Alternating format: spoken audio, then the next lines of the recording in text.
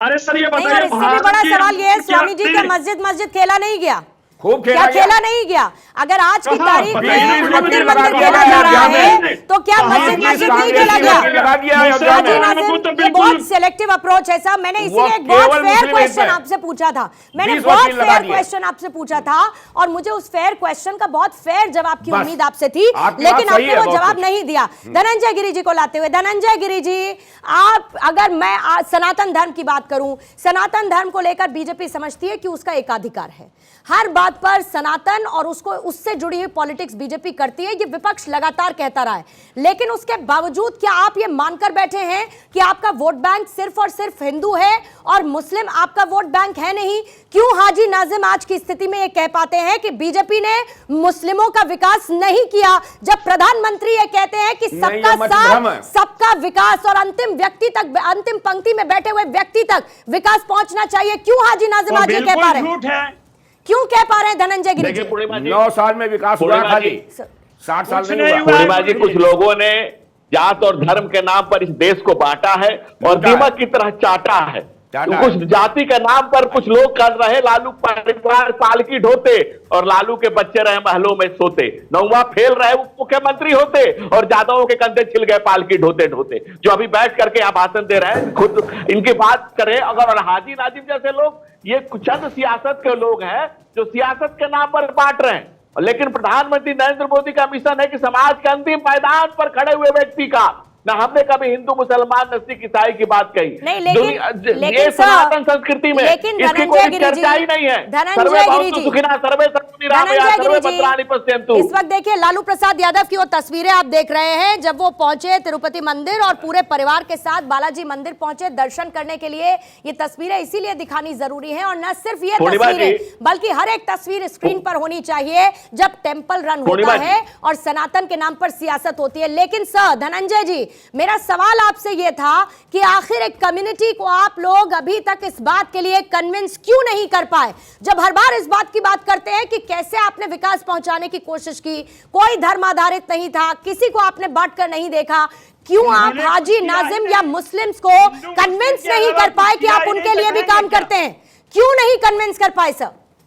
उन्होंने देखिए, इस देश का जो समाज के अंतिम पायदान पर गरीब कुचले दबे हुए, इस देश में आज मुसलमानों के भी मन में, दलितों के दिल में, पिछड़ों के प्राण में, अगड़ों की आस में और इस देश के विश्वास में अगर एक शब्द गुंजायमान है तो वो है नरेंद्र मोदी, नरेंद्र मोदी, नरेंद्र मोदी। और चंद कुछ लोग हास्यास्पद है, सियासत की जो बात करते हैं, जो बैठ करके आप मुस्कुरा रहे हैं, लेकिन आपके अभी नाम नियुक्त समाज को नाम नियुक्त विधायक मुसलमानों की दुकानें बंद करवाने की धमकी दे रहे हैं। पूछिए कौन मुसलमानों को तैयार नहीं है, तो आप नरेंद्र मोदी ये कह रहे हैं कि बिल दिखता है। अरे बताइए ना सर, कहाँ है मुसलमानों का किसी भी मुसलमान को तो आपकी सुनिए अपने मुस्लिम द्वारा किया गया देश का विकास कि मुस्लिम की वोट मुझे मिलती, तो सब मुसलमानों का राजनीति क्यों करते हैं?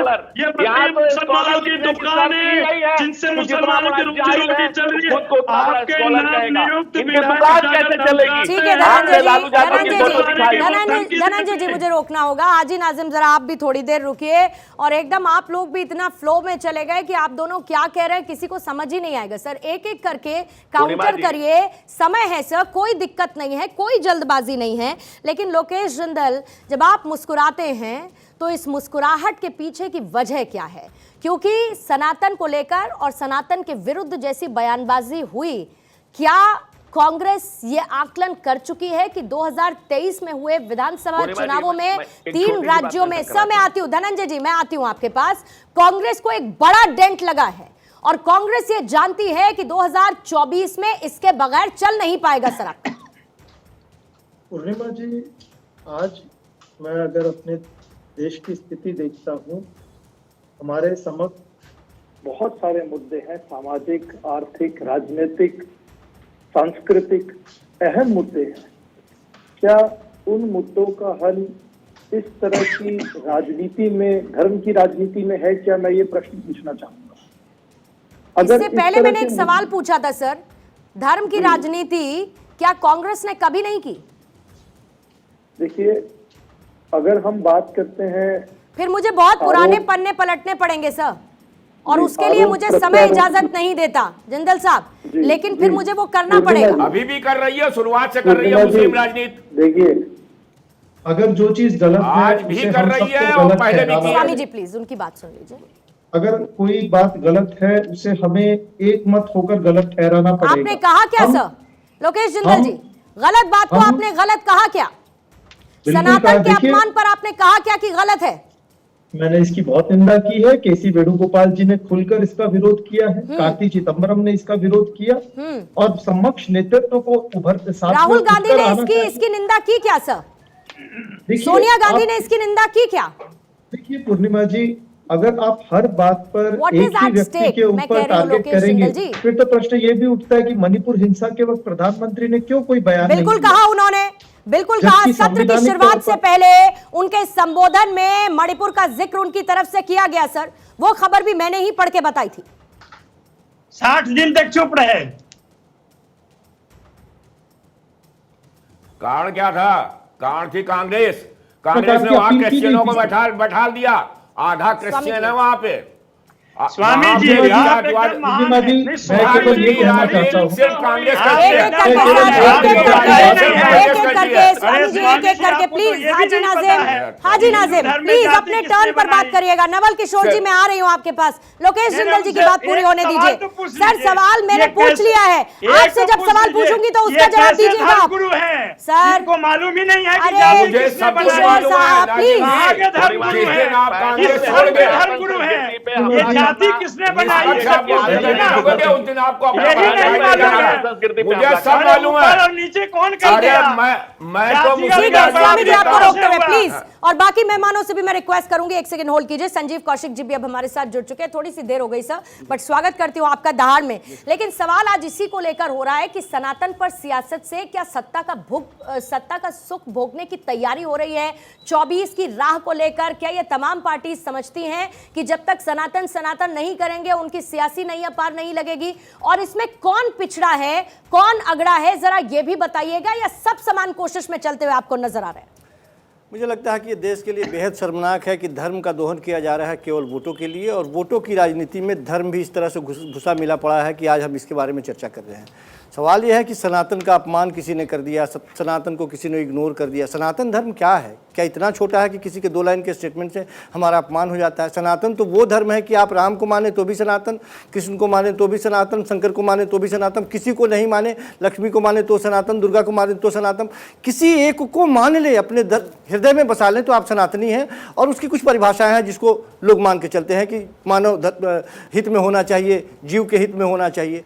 मुश्किल ये है कि पिछले कुछ वर्षों में धर्म का दोहन करके और धर्म की सीढ़ी बना करके जिस तरह से लोगों ने राजनीति में वो पैठ बनाई है, उस जगह को पाया है, लोगों के जहन में ये बात आ गई है कि जब तक हम धर्म की राजनीति नहीं करेंगे तब तक हम सफल नहीं होंगे। ये बेहद खतरनाक है। मुझे लगता है किसने बनाया? मैंने कहा किसने बनाया? और ये देश का दुर्भाग्य है कि जिन बाबाओं को लोगों को राह दिखाना चाहिए वो राजनीतिक पिट्ठू बने हुए हैं।